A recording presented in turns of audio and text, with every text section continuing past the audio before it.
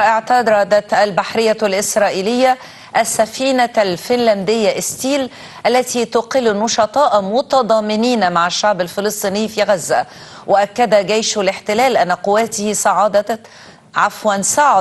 على متن السفينة وأن العملية انتهت بصورة سلمية. وقد عزت البحرية الإسرائيلية هذه العملية إلى تجاهل الناشطين عدة اتصالات معهم لتغيير مسار السفينة.